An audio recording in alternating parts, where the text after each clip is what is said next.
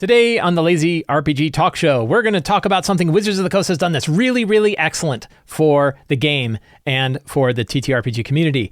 I'm going to take a deeper look into 5e and digital interoperability. I had to try that 3 times to get it right. What happens when you're panicking right before a game? You found that you don't have enough time. Your friends are coming over and need to run a game. What are some of the things we can do when time is tight and we're feeling the anxiety of people coming over to our game? What can we do about that? That's something I want to talk about. And we're going to cover more questions from the November 2023 Patreon Q&A, all today on the Lazy RPG Talk Show. I'm Mike Shea, your pal from Sly Flourish, here to talk about all things in tabletop role-playing games. This show, like all of the work of Sly Flourish, is brought to you by the patrons of Sly Flourish. Patrons get access to all kinds of awesome exclusive features like exclusive adventures, tools to help you run your game, the monthly Q&A, a dedicated Discord server, previews of upcoming products, all kinds of great stuff you get for becoming a patron of Sly Flourish. And you help me put on shows like this to the patrons of Sly Flourish. Thank you so much for your support. In previous shows, I have talked about what we want from Wizards of the Coast as the company that is the current holder of the D&D brand and creators of the Dungeons & Dragons 5th edition version of the game, most popular version of D&D that has ever been produced. What kinds of things are important for them to do? I talked about the importance of a really good starter set, that as the group that is in the position of most likely onboard people into tabletop role-playing games, having a really good starter set that gets them excited about the game, gets them interested in the game, gets them into and playing the game, that's really important. A solid set of core books that are good enough to have players pick them up, buy them, run the game, enjoy it, and want to expand into the community. That's really important. Marketing and branding. Dungeons & Dragons movies, licensing Baldur's Gate 3 video games, getting the name Dungeons & Dragons out there is something that individual creators cannot do. We have not near the amount of drive and energy and resources that Wizards of the Coast does to market tabletop role-playing games. And if they're doing that through marketing of D&D, I think that's outstanding. That's something we want to see them to do. They did something else. I mean, they have had this for a while now, but they've put some new things there. And there's one thing in particular I think is really cool, which is educator resources. So teachers who understand the value that tabletop role-playing games can bring to children have resources that they can get from Wizards of the Coast to help those teachers run role-playing games. And there are after-school club kits. There's a classroom curriculum you can download and try. There's they have an educator license for D&D Beyond, so you can get access to D&D Beyond and get access to these books. There's a digital marketing hub where you can get information to promote it, webinars to help you know how best to do this. And this is new, a new free downloadable adventure called Peril in Pinebrook, meant to be played in a short amount of time. And it so happens 2 of my favorite people worked on this product. My friends Sean Merwin and my friend and partner Scott Gray both worked on this product. It is a downloadable 22-page PDF. You can download it, and it is the starter set of starter sets. It is really, really thin and fast and tries to get you playing the game as easily as possible. It only requires a D20 and a D6. You don't need a D4, D8, D10, and D12s, and has everything you need in this packet to help you run an introduction to D&D. And it's free. You can go and you can download it and you can print it and you can do whatever you want with it. It is, I read through it, and it's an excellent primer into what D&D is like, how it works, what the flow is like, how to run different encounters, all kinds of things that they have in here to help teachers and students and young folks and all folks learn how to play D&D. I think that this is an excellent way that Wizards of the Coast is doing something that we can't do. I'm not going to be able to get my stuff into classrooms. It's actually not quite true. My wife and I usually every year, and we haven't talked about doing it this year yet. I have to talk about that. Usually run a grant program for people that are running D&D in schools or after school programs or things like that. And we offer them resources to be able to do so. And we reach maybe 20 or 40. This can reach thousands. So they're in a very different position to be able to do this. Anyway, if you want to see it, you can download this PDF and take a look at it yourself. If you want to run it, you can go download it and print it and run it. My only complaint is, for some reason, I don't know why, and Wizards, if you're listening, it would be awesome if you pass this feedback along, because I'm sure this helps you as much as it helps everybody else. The PDF size is 120 megabytes for a 22-page PDF. That's really, really big. It's actually hard to download. You can see my browser. I'm on a really fast machine. And look, I can't scroll because it's too big. Something's going on with the size of the PDF. If you're listening, please, I'll probably send some feedback directly to Wizards if I can. It would be really great because there's no reason there should be more than like 5 megabytes. It's not a huge PDF.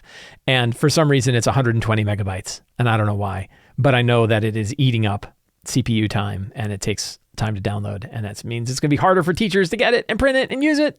So it'd be great if you could make it smaller. But really, really cool stuff. And this is exactly what we want Wizards to be doing. Outreach. Get Wizards to everybody. Now, I think I can't stress how important that is. And it's something that I feel very personally about. I read another article this week that said that the World Health Organization, WHO, has followed on in this idea that's of social isolation and loneliness and how much damage that can cause to people and cause to society. That isolation, even though we are a more interconnected world than we've ever been before, social isolation is a big problem. It's a big problem with suicide. It's a big problem in violence and everything else. There's lots of areas where social isolation is as bad for you as smoking 15 packs of cigarettes. It's really, really bad. And D&D and role-playing games are a way to help that. It's not a cure. It's not the cure-all. It's a way to help that, because it is a catalyst for us to get together with people to play games. It's a catalyst for us to meet people. It's a catalyst for us to build and maintain friendships. And that's so important. And this kind of work that Wizards is doing, this idea of getting the value out there of role-playing games is so important. Yes, if you're going to put your cynical hat on, I definitely have a cynical hat. If you're going to put your cynical hat on, obviously this is helping Hasbro and this is helping Wizards of the Coast try to market their game in the same way that it's like, hey, we're getting Lunchables in school lunch programs. And you're like, I'm not sure Lunchables are exactly the direction we want to go with school lunch programs. But like, that doesn't matter. In this case, the stars aligned correctly that not only is there a commercial benefit to Wizards of the Coast and to Hasbro for trying to get kids in early on playing this game, but the game is also really beneficial and really helpful to people. So it's fantastic that those two stars aligned. And in this case, we have commercial drive to push a brand as actually making the rest of the world better at the same time, because it opens up people to this type of game that I feel and lots of people feel have a huge benefit to individuals who are playing it and bringing together. So if you are an educator, if you're somebody that runs after school programs, check this out and use what they're offering to help bring D&D to more people. It's really fantastic. And to Wizards of the Coast, thank you for doing this and do more stuff like this. My idea of like get Wizards of the Coast giant C5 galaxies filled with tiny little pamphlets that let you play D&D and paper the world with them. I don't know. It's probably a lot of litter. It's probably high carbon footprint for that. But this is the next best thing. Get D&D out to as many people as you can. Show them the value of this game. Help them get together with their friends and build cohesive connections. Catalysts to help bring people together weekly and regularly to enjoy each other's company, to laugh together, to share stories. That's why I do what I do. That's why I'm so interested in this. And it's fantastic to see Wizards of the Coast doing this as well.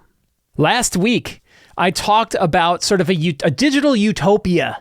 What would it be like if publishers of RPGs, Wizards of the Coast, but also other publishers of RPGs, not only released their content in a human-readable format, but also released their content in a machine-readable format that customers could use in different platforms? The idea would be, let's say you have a bunch of new character options, and not only, I'll pick one in particular. Let's say Kobold Press. Kobold Press has a book called Tome of Heroes. Tome of Heroes has a whole bunch of different character options, new feats, new backgrounds, new races, new spells, all kinds of new mechanical, crunchy things for characters.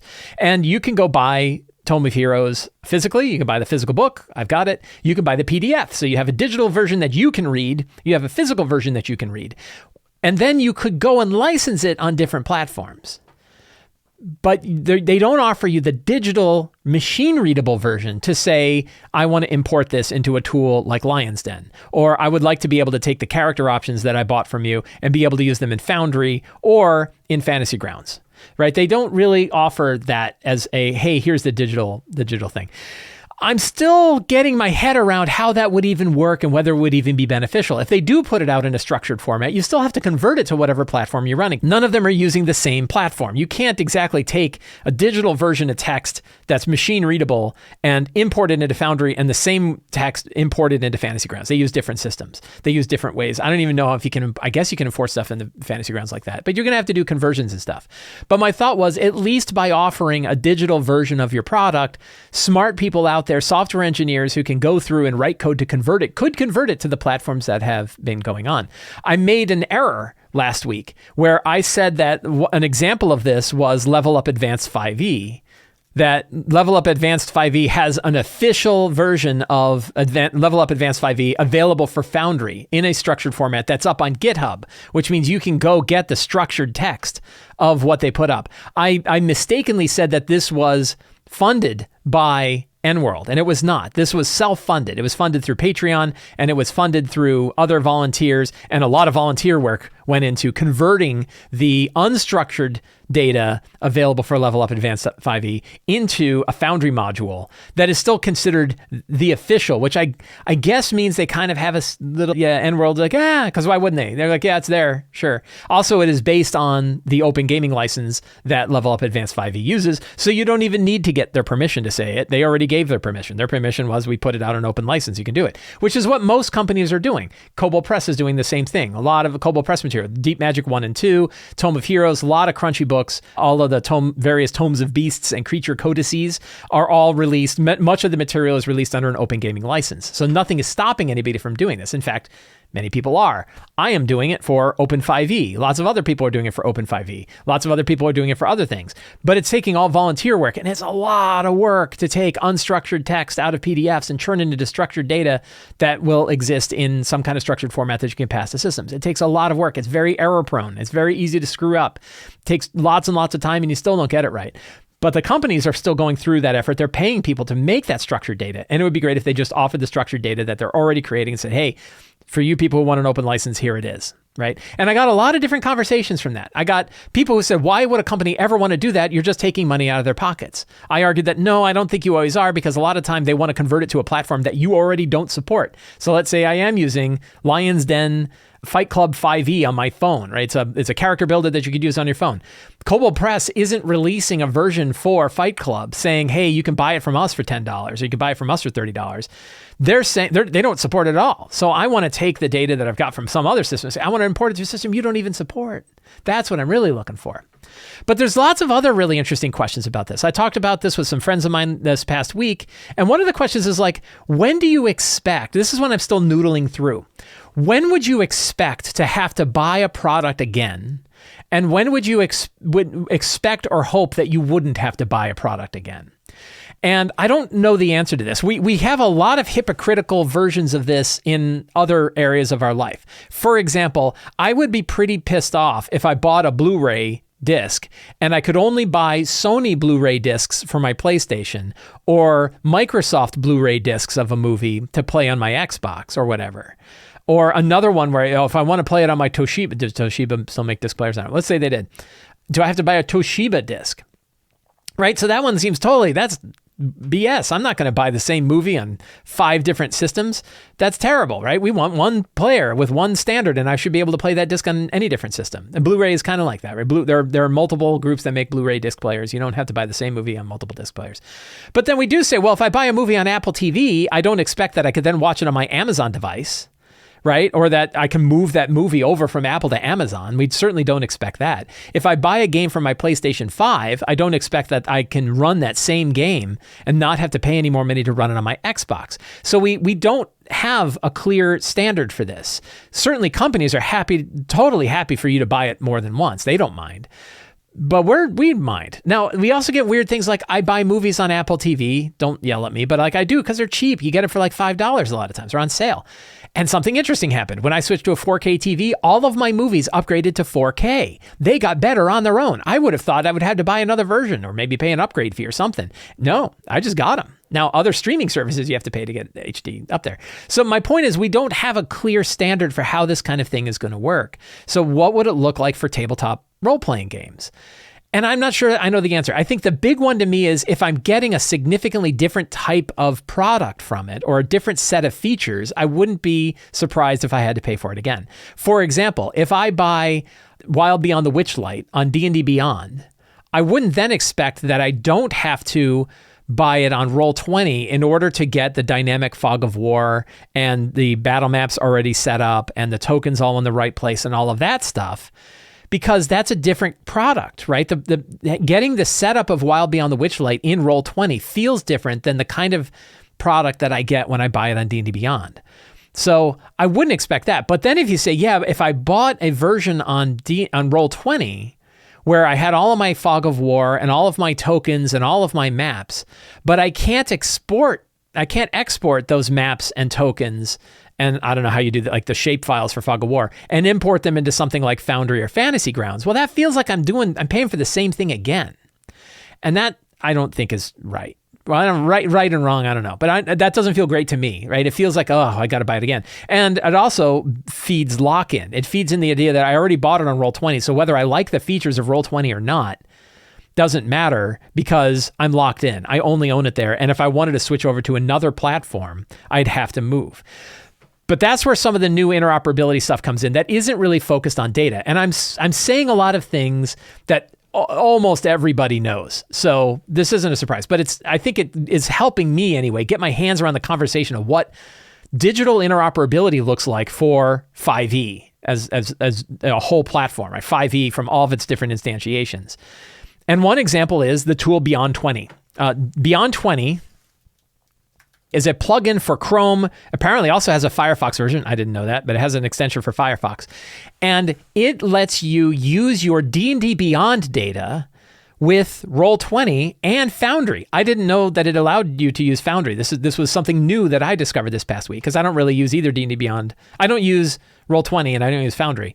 But apparently this plugin lets you use the existing material you have on D&D Beyond while you're using Roll20 and while you're using Foundry. So in that case, you only had to buy, for example, your character option stuff once, and you could use it on 3 different platforms. You can use it on D&D Beyond directly. You can use it on Roll20. You can use it on Foundry. It also allows you to directly export it to Discord, but so does Avray, which is the built-in plugin that D&D Beyond purchased.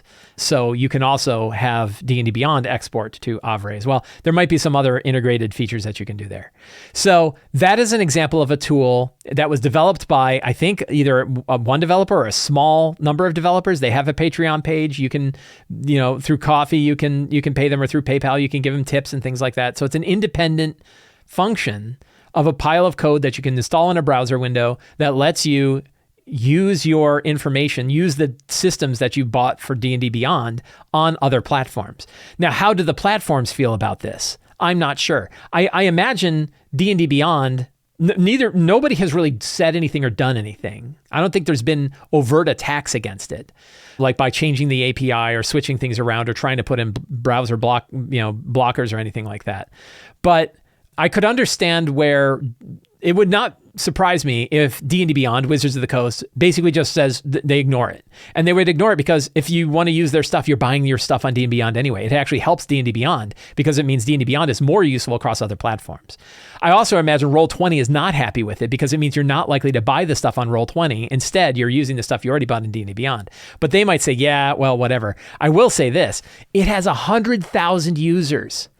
Right? This is what surprised me. If you go to the Chrome store and you look at what it's got, sorry, I misspoke by a factor of 5. 500,000 users are using the daemon. 500,000 people are using Beyond 20. This is why I say, I'm just preaching to people who already know this, because anybody that went into this probably already found this, because it's like the first hit on this kind of thing too. But the idea that there is a plugin that you can use for Chrome with just 500,000 users only on Chrome, which is probably the majority, pretty amazing. Right? So that's an example of interoperability that was done grassroots. Neither D&D Beyond did it, nor Roll20 did it. Somebody else wrote a plugin that lets you connect these two things together. That's really interesting. Another group called Mr. Primate is a Patreon that built a D&D Beyond importer that works in Foundry. You can Google this, Foundry, and I'll have links to all of this in the show notes, of course. But the D&D Beyond Importer is a tool that works with Foundry that not only lets you kind of use D&D Beyond side by side with Foundry like Beyond 20 does, but lets you actually draw in the information you've got. Now, again, you have to have the license to have the stuff on D&D Beyond. You have to have purchased it on D&D Beyond to be able to bring it in. But using this, you can do it. What I found really fascinating about this is it's funded by a Patreon, because I think you can do all the any of the stuff that's available in the system reference document, you can do automatically. But anything that is owned by Wizards of the Coast that you license, you also have to pay Mr. Primate to get access to that function to be able to do it in. And 10,600 people are paying monthly for that device. They're paying somewhere between like $4 and $9 a month. That's a lot of money that's coming in for a developer who's, from my understanding, working really hard to make sure all of this stuff works.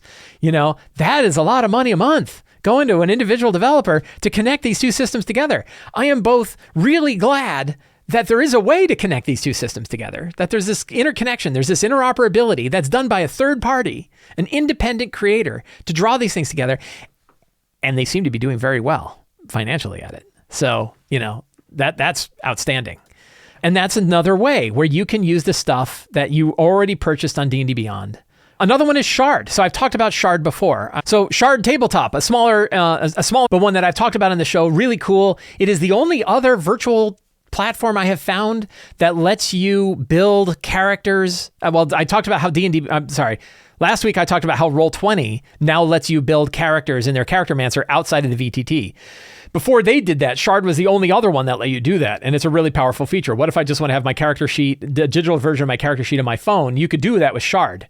And you can still only do that with Shard or D&D Beyond. You can't do that with Roll20. Shard lets you import your character. You can actually feed it the URL of your character sheet from D&D Beyond, and it will import your character and its features into Shard. So it doesn't hoover in all of the data from D&D Beyond, but it can bring in the stuff that matters to you. So if you want to use Shard with the stuff you have D&D Beyond, you can do that in Shard. So that's another bit of interoperability. That means we have 3 different virtual tabletops that have 4 if you include Beyond, that all have these kind of little interconnections that are done. This one, Shard does it directly. It's not a third party that's doing it, but there's ways to kind of draw all these together. I'll be very interested to see if there's any kind of thing that Demiplane is able to do with this. I'm watching Demiplane and what's going on with Demiplane. I don't know if they're going to draw those interconnections, but it would be really great if somebody did. Somebody had a way that you could do it. Now, one kind of little tricky bit with this whole thing, one thing that makes me like, oh, it's a little bit kind of scary, is that it feels like D&D Beyond is the safest bet for where to buy your D&D material. Now, obviously, you can only buy stuff published by Wizards of the Coast and one product from Critical Role. But it seems like all of the interoperability that's going on is taking what you paid for in D&D Beyond and bringing it to other platforms, which makes me a little nervous because you know me, I feel like D&D Beyond is already in a very strong place of monopolizing 5e. But if you're using the stuff that you have there to support other platforms, that feels better to me. It's certainly better than the lock-in of it only works there. And this brings up another one of Mike's little candles. What are the candles that are lit that are good for the community and the ones that go out that aren't? And it would be bad. A candle would go dark if D&D Beyond limited access to their material for other platforms. If suddenly you couldn't extract information from D&D Beyond to import it into Shard, or to use it alongside Roll20, or to use, to get you to bring it over from D&D Beyond into Foundry through Mr. Primate's stuff, that would be a bad cut, right? That would mean that they're closing the walls instead of opening them up. I want to see more interoperability. I want to see other tools that are saying, hey, you can take some of your Fantasy Ground stuff and move it into Foundry, or you can take some of your Foundry stuff and move it into Shard. I want to see interoperability among the other systems. But these are all really good, fantastic ways that show that there is this interoperability. It makes me nervous to say it, but I think D&D Beyond is probably your best place to buy stuff that is published by Wizards of the Coast for a few reasons. One is there is interoperability between D&D Beyond and other platforms where there doesn't seem to be between platforms. So in other words, if you buy the material on Roll20, you can't then say, oh, I changed my mind, I want to use it in Foundry. But if you have it in D&D Beyond, you can use it in Roll20 or in Foundry or on D&D Beyond. The other one is, it's not going away. These other platforms, let's say that Wizards of the Coast did license their material to Shard. nothing's to say Shard is going to be around forever, but you're pretty sure D&D Beyond is going to be around as long as D&D is around, I would expect. Like, could they take it down? Yeah, I don't think they would. One interesting thing is that D&D Beyond has VTT compatible maps on their... When you buy an adventure from D&D Beyond, the maps that are the digital version of the maps work really well in a VTT. They have both a player-focused map and a GM-focused map. And those you can use in any of the platforms. You can use them in Owlbear. You can use them in Roll20. You can use them in Fantasy Grounds or Foundry or Shard. When you buy it there, those maps are interoperable across all of your different platforms because they're just a map. You don't get tokens. You don't get dynamic fog of war. You don't get the other fancy features, but you get the maps. So it does feel like, especially for Wizards of the Coast content, because it's the only thing you're going to get there, D&D Beyond still seems like the best place to go get it. But it makes me nervous because I still feel like that's a lot of power that's given to one central pillar that we're hoping will support all of these others. Will they support it forever? I don't know. So I mentioned that I found out that the Level Up Advanced 5e Foundry plugin was actually a self-generated effort, but something else that I want to bring up that shows how I managed to use the digital text that was available is in the Sly Flourish random generator. So this is a feature that is available to patrons of Sly Flourish. Patrons get access to this. It is my random generator that I use for my games. I update it regularly. I add new things to it regularly. I add a lot of different features to it. It lets you generate all kinds of interesting stuff. It uses material that's licensed from many different sources.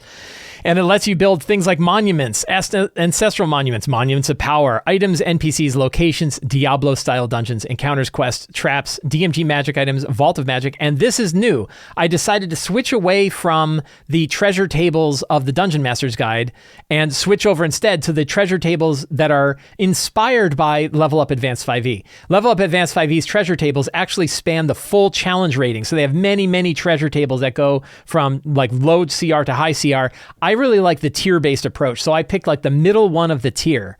For example, it generates a bunch of treasure parcels based on a particular tier. Tier 1, level 1 to 4. I should probably put the levels in here instead of tiers. I think people would understand levels, like what level horde, what level dragon horde or treasure horde this is. And it gives you gold and silver and everything else. To me, it is a more refined output than what the old treasure tables did. But the other cool thing it does is it links to Open5e. So when you find an item, you can click on this and it goes straight to the Open5e description of that item. If you see a feather token, you can click it and it goes straight to the feather token. This is possible because Open5e was able to draw the digital versions of this data into their database. Some of it Level Up Advanced 5e, some of it is just from the straight SRD. And that meant it was very easy. I used their JSON output to create a bunch of links. And I put all the links in there so that I can link out to their various items. You know, if you click on the Potion of Giant Strength, some of these don't work, it gives you a list of all of the different potions of giant strength, what they do, and how they work. So this is all possible because of that kind of digital interoperability that we were talking about. Explorer's Chalk. I'm glad every one of these is working. You can see this is a Level Up Advanced 5e version, right? So this has the full description there. That way you have this, and a neat thing you can do is you can say like, okay, I like this one, and I'm going to copy it, bang, and I'm going to go to my Notion notes. Let's just like make a new note here, boop, and I hit paste. And I have my treasure in my notes, right? I have like a nice little thing where I can click, and if I click on the item, I get the item. So that's the kind of interoperability we want. The ability to use digital tools in lots of different places for lots of different things. So this is a new feature, this new treasure hoard generator. There's some other new features that I have in here as well. I added the City of Arches to my campaign setting. So if you want to, for example, create a magic item, a one-use magic item that uses spells from Level Up Advanced 5e, you can click on it and it'll say an ethereal natural amulet of Sulin, goddess of light. Right, that's one of the gods from the City of Arches. Lawful good deity of light, life worshipped by the village of Pete in the Dorish Hills. It tells you what the symbol is. That casts Incendiary Cloud, 8th level, Level Up Advanced 5e. In this case, I put the full spell description here so that you don't have to click to another source. You can get the whole spell description straight from there. So you can, you can draw it right in. Again, all of the material from this is licensed through their open gaming content license. So it all works out nicely. Lots of different features in the random generator. I use it all the time. I use it constantly. I'll generate NPCs, and you can even have like an NPC, and when you select the campaign setting, like you can say Midgard, and it'll say, a Carrick lawful hunter, a brash orc of Bethal, the exiled lord from Tome of Beasts 2, page 87. Elspeth Northtail, Drunken Dragonborn of Bethael, the Exiled Lord. So lots of neat stuff, all available in the Lazy GM's random generator, available to patrons of Sly Flourish. Patrons, thank you again. You guys are awesome. What happens when you find yourself with time being too tight, your day got away from you, and oh my God, all your friends are coming over in a half hour to play a game? What do you do? Well, if you're like me, I panic. I go, oh my God, I got a bunch of people coming over and I'm totally not ready. And this happened to me this past Wednesday. You like to think, oh, Mike Shea, he's been writing books about this stuff. Return to the Lazy Dungeon Master. He is a Lazy Dungeon Master. How can he panic? Oh my God. I'm like, I got really busy. Things got away from me. We had a situation that came up and I was like, oh my God. I'm like, I have a half hour and my friends are coming over and I'm not ready. What do I do? And my first thing was like, go to the Sly Flourish Discord server and say, I'm not ready to run my game. Oh my God. Right. And then second was like, what do I need to focus on? Right? What do I want to get it? What am I going to do? And this has happened before, and I've talked about this before, and I've written about it before, and I've done videos about it before. What am I going to do to get that game back in order? How am I going to make sure that we're going to have a good time? And I think that that's really the first step in dealing with that situation. When you realize you don't have a game, and again, recognize this is just me and my own advice. I don't have scientific backing on all this stuff. There's lots of different circumstances that can result in lots of different things. But I can tell you what worked for me and what experiences I've gotten from other GMs on ways to think about this. And one is kind of reducing down the meaning of the game. Not just reducing down the game itself to certain steps, but the whole concept of the game.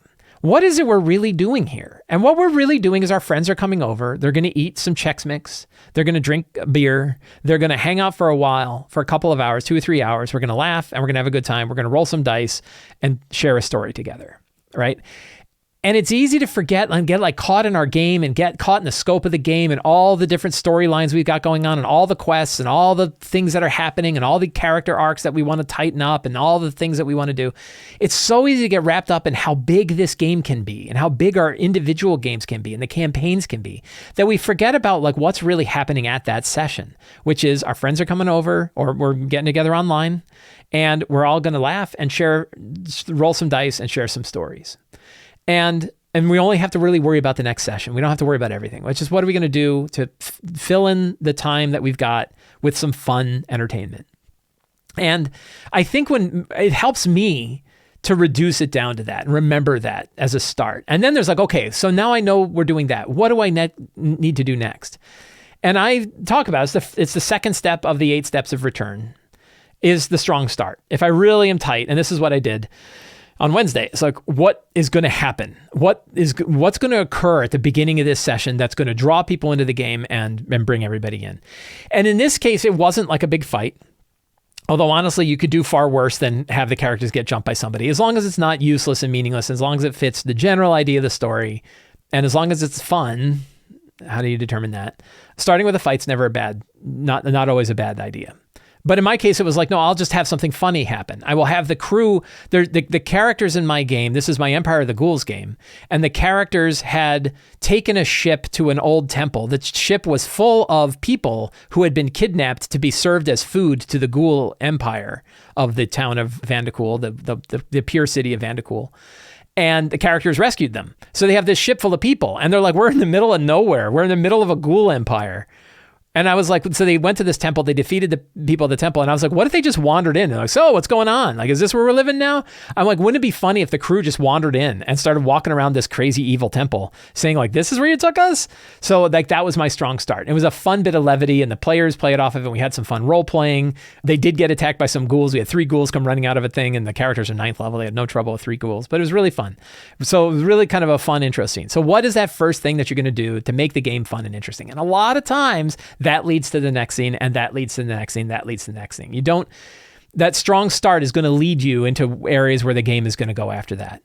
The next thing I would do, and the next thing I did, is like, let me get my secrets and clues in order. Let me make sure that I have 10 things that characters could learn in the next session. Ideally, a couple of them they might learn in that first scene that could then lead them to the scenes after that. So what are those 10 secrets and clues? And I wrote those down. And I remember on Discord, I was like, oh my God, I'm totally not ready. I only have 7 secrets. And I'm like, oh, I thought of 3 more. And then I was okay. And those last 3 are really the good ones, right? Those are really the good ones.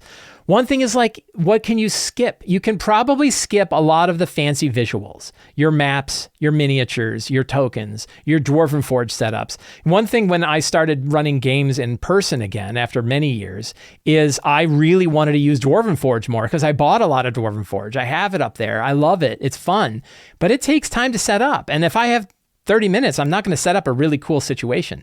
If I have a couple hours, I could certainly set up one room. I mean, it doesn't take 2 hours to set up one room, but 2 hours, certainly within an hour, I could set up one chamber, and I could set up multiple chambers in an hour in Dwarven Forge. That would be fun to use. And I like to do it because my players enjoy it, I enjoy it, but the truth is it doesn't really matter that much. I don't think anybody missed it. I don't think there was anybody who said, oh, I'm really bummed. You're drawing things out on a dry erase mat instead of running all that Dwarven Forge you got. No one cared. No one even brought it up. No one even said anything. I just brought it out there. Now, I did select miniatures because I happened to have some miniatures handy. I could have just used tokens, and I don't think they'd have minded either. The lazy tokens that I use, they can mind it. So a lot of the fancy visuals you can probably get away with and instead just draw rooms with a pencil or a dry erase marker or something like that. And then your strong start, and then some secrets and clues. Another one is treasure, right? Like players like treasure. So if you do spend a little bit of time, again, the lazy RPG, don't forget, hey, I just talked about it again, the lazy RPG treasure generator. And you say, oh, what characters are 9th level? That's close enough to tier 3. Let's generate some things. And you look through and you say, this is kind of cool. 4 gemstones of 5,000 gold pieces each. Money doesn't matter. They're in the middle of Ghoul Imperium. A potion of mind reading might be cool. A figurine of wondrous power would be cool. Cloak of the Bat, I think I already gave away. And you get to pick like which one of these things you think will be interesting to them. A couple of these would definitely interest my group. A couple of them, maybe not. Spell Scroll, 6th level Wormway. What is that? What is Wormway? That sounds neat. That's from Level Up Advanced 5e. Oh man, see, so you get ideas from this, and those ideas lead to other things. But people love treasure, players love treasure. You're not going to go wrong with treasure. Now, what about everything else? What about locations? What about monsters? What about NPCs? All those are really important too. But if you only have a half hour, it's kind of that triaging of what do I really need? I didn't need to do a map because I already used a map that the characters are still in from last session. So luckily, I'd already prepped the thing I needed. I already had a general idea of what monsters I would use. So I'm like salamanders. We're doing lots of fiery monsters. So I'm doing salamanders, fire elementals, hellhounds, things like that. But then I also have the Forge of Foes monster generator, so I can quickly build a monster on the fly when I need one. If I need a monster, if I want to have like a salamander high priestess and they don't just talk to her and they fight her, I'm like, what CR is she? She's CR 9. Very good. I go to my Forge of Foes little generator. I find my CR 9 stat block and I'm ready to go. So the real thing is not for me to offer to you what you should do if you only have 30 minutes. It's really about you spending some time to think about what you really need to run your game in 30 minutes. What do you feel like you have to have? What do you feel like if you didn't have this ready, the game could not happen and your players wouldn't have a good time?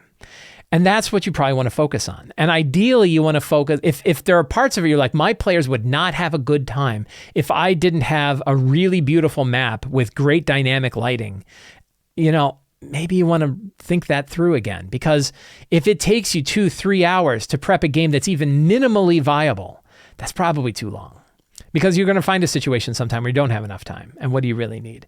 And that's where I'm going to grab a Dyson map and a random encounter generator and a strong start, and I'm off to the races. Or I'm going to do my strong start, my secrets and clues. You have to decide what steps you need for that 30 minutes. And it's going to be very dependent on you and what you want, your players and what they expect or hope for, and what kind of game you're running. Is this a part of an ongoing game where you already have a lot of stuff prepped? Is it a published adventure where you can rely on the published adventure more? Is it fresh? Like, I don't think I could do a brand new adventure. I might be able to. In 30 minutes, I could probably whip something up. But it's going to be different steps for me to whip that up than if I'm doing something in the middle of an ongoing campaign. So I think it's an interesting thought. And I think even if you don't find yourself in this situation right now, where you only have 30 minutes to prep for a game that is about to happen and you're beginning to panic and feel bad about it, I think it's really useful to go through the thought exercise. Right? Think about if you only had a half an hour. Next time you're prepping for a game, try to set a timer. Set a timer for a half an hour. Pretend you only have a half hour and see what you're able to get done in it. And if you're able, see what you can do and see what you couldn't do and see, was that enough? Was it really not enough? What was the thing that I couldn't do that I really wanted to do? It doesn't mean you have to stop there, but it gives you an idea of what you can do and sort of building those constraints. And what I have found and what many GMs have brought up is the times when they had those constraints, the times when they had less than they thought they needed to prep, also led to some of the more fun sessions that they ran for their group. So I thought it was a really interesting topic and I wanted to bring it up. Let's do some Patreon questions. Every month on the Sly Flourish Patreon, we post a patron Q&A. I answer every question that is there that is related to tabletop role-playing games. Some of those questions I bring here to the show. Other ones become catalysts for future articles or future videos. Matthew D. asks, when do you think is the best time to change a campaign or end the current one? What's your experience in this? Good. I like the questions that are one sentence long, like one line, but they're really hard. Those are fun. And this is one of those. The answer is when it feels right. When it's time. That's a terrible answer. When I think it's time to change a campaign, I can tell you what I think. And there's usually a point when I'm running a campaign where I feel like things are beginning to narrow back down. And a few things could happen. One is I'm ready to move on. I'm ready to move to something else. Could be one of those catalysts. Another one could be we're just running out of ideas, that the quests are getting thinner, that it's really all headed towards whatever that central elevator pitch was. You're in Castle Ravenloft. You've got the items you need. It's time to face Strahd, right? That the campaign story leads to that ending. And when you feel like you're there, you feel like all of the possible options of the places the characters could go are getting trimmed out and narrowed, and it's all narrowing down to that one central focal point. There's usually a point in a campaign, in my campaigns, that feel like that. It's when you're getting to the pointy part of the yam-shaped adventure. Things are coming down to a head, that you're closer to the main bad guy. You're closer to ending whatever the main plot was. And that feels like a good time to end the campaign. There are people who run open-ended campaigns where they don't really have an elevator pitch like that. And then how do you know that? And I'm not sure. But one way is you then create that one. You come up with that central villain. You come up with the final thing, and it starts to narrow down and focus on that. So that to me is when it feels right. A few things, one, you feel like it's ready to go. Maybe your players give you indications, either directly or indirectly, that it's time to move on. They're starting to ask about what you're doing next, things like that. The story is leading into a particular campaign. Just all of those things kind of make it tend to feel that it's time to end the campaign. And then you usually have 2 or 3 sessions to kind of tie things up. Then, of course, my key to a good campaign ending is you have like your nice big final fight. You don't drop in any crazy Game of Thrones ending twists and turns. You just get them to the ending and have them do the ending. And then you hand the story over to the players to say what happens to their characters 1 year after the final events. And you get some really, really awesome stories. That's a good question. When is the time? When is it time for a campaign to end? What does that look like? And I think those answers are when you feel that it's ready, when you're ready to move on, when the story has kind of added to that end point, and when the players are giving you indications. Any of those or any or all of those could lead that way. 3v3 Horizon says, I'm trying to create a lazy system for NPCs and their essential traits. What I mean is that before a session, I like to have these jotted down. It's very time consuming, and I often get lost in the weeds with this process. Any suggestions? Spoopy Druid also has a related question, which I just finished listening to the Twitch show from last week, and I wanted to ask Zen Hiker Joe's question another way because I found myself resonating with the question in a way I felt wasn't addressed. I like the passive voice here. In a way I felt wasn't addressed by recommending secrets, because instead of saying, I felt you didn't address. He didn't want to point me out. They didn't want to point me out as having not answered that question correctly, but I may not have if I wasn't addressed by recommending secrets and clues alone. So if I may dig in at another angle, I've often struggled to make NPCs come alive for my players, especially when I wrote my own adventure notes, and even when I tried to be lazy and emulate my favorite fictional characters, I couldn't think quickly enough and would fall flat, and I wouldn't have a good time. As a result, I started exploring adapting old 3.5 and 4e modules to my Eberron campaign, and I noticed major NPCs had a sort of Q&A section with in-character language I could riff off of to be more engaging, with more fun language at the ready. It was one less thing for my Harry DM brain to worry about, and I felt better running at the game. I started writing in flavorful statements in my own NPC notes that had nothing to do with secrets and clues or plot exposition at all, just catchphrases to make that NPC stand out, or a role-playing theater of the mind. What are your thoughts on planning this kind of flavor? If you wanted this kind of flavor prepped, where would you fold in the 8 steps? So I think that these are really... Oh, he's there in the chat. I didn't want to sound rude. Go ahead. Mike, you didn't answer the question, or you didn't answer it the way I thought. Yeah, that's cool. So both of these questions are related, and they both relate to that question from last week, Zen Hiker Joe's question from last week, which is, what are some other ways you can kind of fill out your NPCs so that it's easier for you to run at the table? And this is one where I definitely have a bias, because I don't generally do this, and I don't really feel like I need to. But each of us has different things that we feel like we need in order to run good NPCs. I do think that in Event Horizons, I say it's event with 3s instead of E's. That Event Horizon said, the only thing I trigger on and I hit, and I say, "Ooh, that's normally I go with the gods, right? Do what works for you. Like I'm not the boss of you, and I'm offering suggestions, but we should all be doing the things that work well for our game." My last session, I was just like, you know what I need is a faction quest page. So I created one because it helps me keep track of which factions are offering which quests, because it's not enough to just do it and everything else. So. But time consuming. When you say it is very time consuming and I get lost in the weeds, that's where you're probably like, yeah, I want to relook at whatever process you're using. Because if it's eating up a ton of your time, it's one thing if it eats up a ton of your time, but you find it really valuable. But then you still get in the same problem I was just talking about, which is what if you only have 30 minutes and now you're host because you can't do that thing you think you need to do that takes you 2 hours. Trying to find the laziest approach for you that works well for you to be able to do this, that's really tricky. I really like that idea of like, what are some, if you just had some choice quotes, if sometimes you just throw down a little bit of motivation. What does this creature want? Or what does this NPC want? And you put that in there. Or if you do, like one good way, if it really helps you, is what are some quotes? And I have done this. Like I've put it in NPCs and I've put it in strong starts that I'll have the NPC make a statement. And the statement is what kind of drives the motivation of what they've got. And it's in their words. And I do it sort of subconsciously. I don't even realize I'm doing it. But if you've watched my prep notes, you've probably seen me do it from time to time, where I just write a quote of what that NPC is going to say. I have a green dragon who's going to say, "Where the hell are these 761 barrels of beer you've been talking about while traveling through the woods? I want that beer." It has motivation. It's funny. It gives me a strong start. It's got the fun quote. It gives you an idea what the dragon's interested in. It's got lots of things that are going on in just that one sentence. And I wrote that in without even really thinking about it. One question that the Spoopy Druid brought up is, and the answer is in the NPC block. So if you're writing out your NPCs, we have an NPC section in the 8 steps, and you can write out the name of your NPC. If you're using digital notes like Notion or Obsidian or something where you can link to a separate page, you can make a page for that NPC that's linked to on your notes. And in that page, you can write those choice quotes. You could also, if you're doing like physically, you could just use note cards, and you could have a note card for your NPC. What would be really cool is if you have a face card. So you have like a picture of the NPC you can show your players, and then you could have your choice quotes on the other. That's good too. I wouldn't making those, but visuals are really good. If you can print a copy of an NPC out. So you could do this. I've done this for my Empire of the Ghouls game where I play mostly in person. I open up, and you're going to yell at me. I'm going to get email about this. I open up PowerPoint, and in PowerPoint, I will drop images of NPCs that I found on the web or I found somewhere else or wherever I got it. And I will put like 4 on a page, on a horizontal page, and then I'll print them out and then I'll cut them with a paper cutter so that I have 4 4x8 sort of pictures of NPCs. I could easily flip those over and write my little choice NPC notes on the other side. And I can say, here's this person that you're talking to. And then I can see the quotes. I think that works just fine.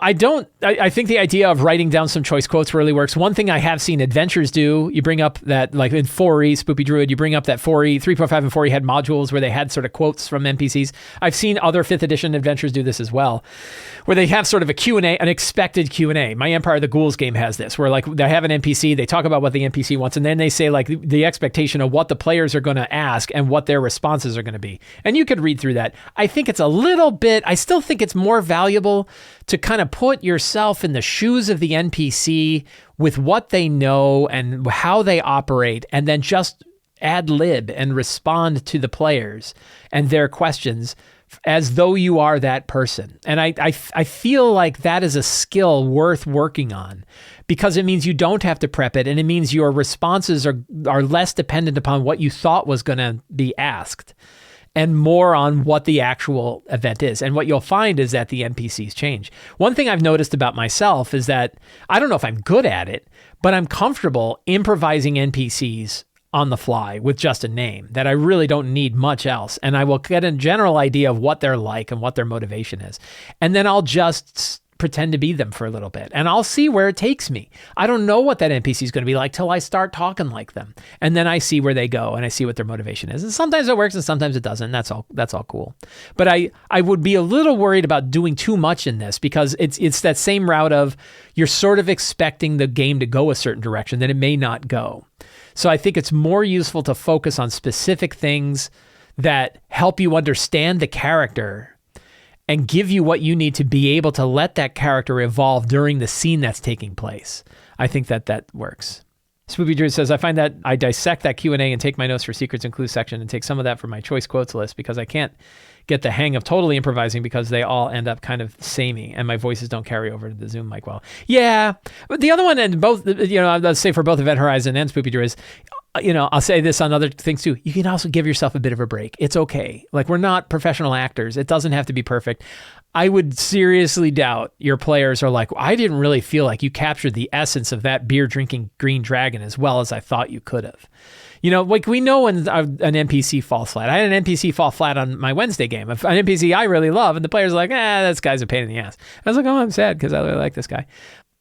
So I feel like you could, I bet you that your players are not that worried about it. Yeah, and Rangdo says you don't do voices at all. That's cool too. You don't have to do voices. You could still say, they say this, they say that, they say the other. You can still speak about them in third person.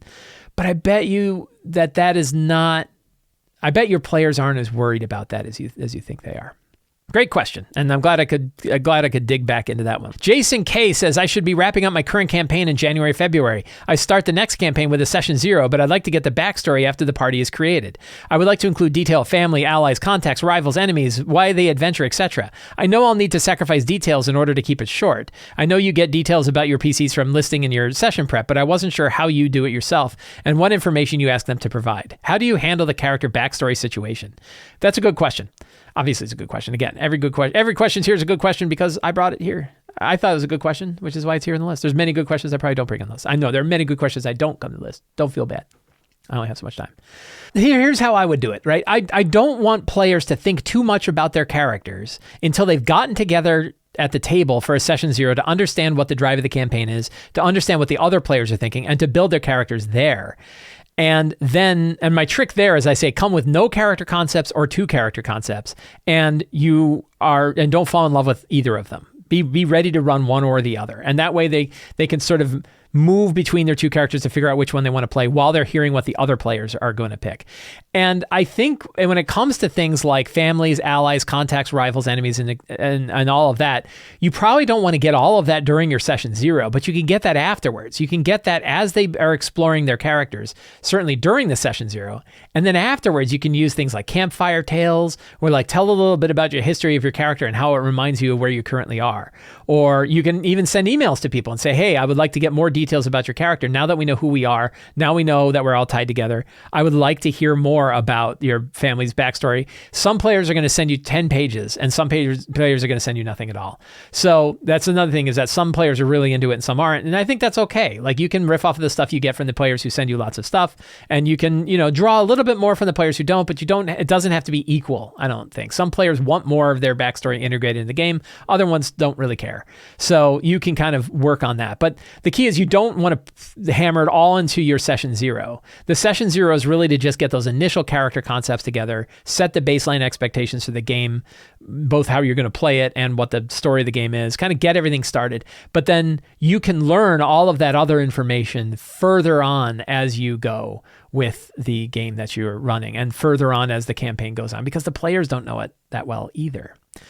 Friends, I want to thank all of you for hanging out with me today while we talked about all things in tabletop role-playing games. If you enjoyed this show and you want more stuff like this, please consider subscribing to the Sly Flourish newsletter. It is absolutely free to sign up. You can find a link for it in the show notes, and you get a free Adventure Generator PDF and a weekly newsletter that includes an article, plus all of the links to all of the other things I have done during the week. You can also join the Sly Flourish Patreon. Patrons get access to the monthly Q&A, a dedicated Discord server, bunch of tools to help you run your games, the random generator tool, City of Arches, previews, all kinds of stuff you get for becoming a patron of Sly Flourish. Very inexpensive and a great way to support the show.